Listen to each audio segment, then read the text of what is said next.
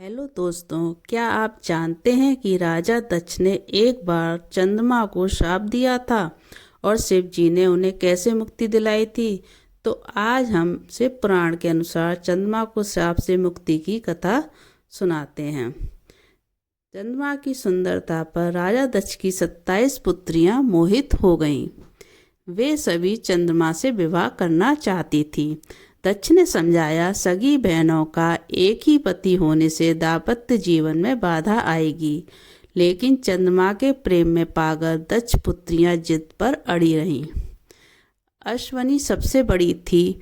उसने कहा कि पिताजी, हम आपस में मेल जोल से मित्रवत रहेंगे, आपको कोई भी शिकायत का मौका नहीं देंगे। दक्ष ने 27 कन्याओं का विवाह चंद्रमा से कर दिया।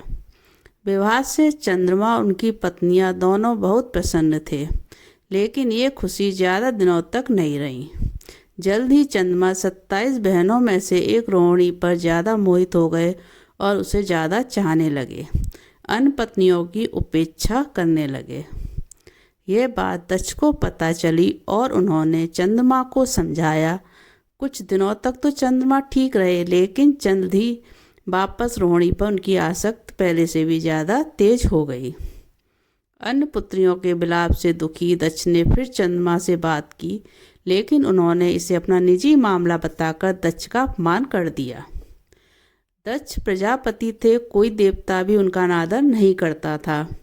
क्रोधित होकर उन्होंने चंद्रमा को श्राप दिया कि तुम 6 रोग के मरीज हो जाओ। दक्ष के श्राप से चंद्रमा 6 रोग से ग्रस्त होकर धूमिल हो गए। उनकी चमक समाप्त हो गई। पृथ्वी की गति बिगड़ने लगी। परेशान ऋषि मुनि और देवता भगवान ब्रह्मा की शरण में गए। ब्रह्मा दक्ष के पिता थे, लेकिन दक्ष के श्राप को समाप्त कर पाना उनके वश में नहीं था। उन्होंने देवताओं को शिव जी की शरण में जाने का सुझाव दिया। ब्रह्मा ने कहा, चंद्रदेव, भगवान शिव को तप से प्रसन्न करें। दक्ष पर उनके अलावा किसी का वश नहीं चल सकता। ब्रह्मा की सलाह पर चंद्रमा ने शिवलिंग बनाकर घोर तप आरंभ किया। महादेव प्रसन्न हुए और चंद्रमा से वरदान मांगने को कहा। चंद्रमा ने शिव जी से अपने सभी पापों के लिए क्षमा मांगते हुए 6 रोग से मुक्ति का वरदान मांगा। भगवान शिव ने कहा कि तुम्हें जिसने श्राप दिया है वह कोई साधारण व्यक्ति नहीं है। उसके श्राप को समाप्त करना संभव नहीं।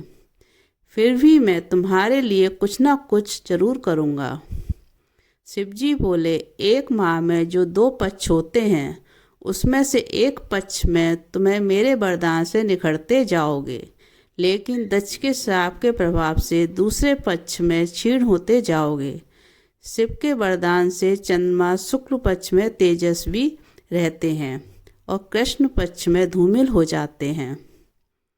चंद्रमा की स्तुति से महादेव जिस स्थान पर निराकार से साकार हो गए थे, तब उसी स्थान की सभी देवों ने पूजा की और तभी से वो स्थान सोमनाथ के नाम से विख्यात हुआ।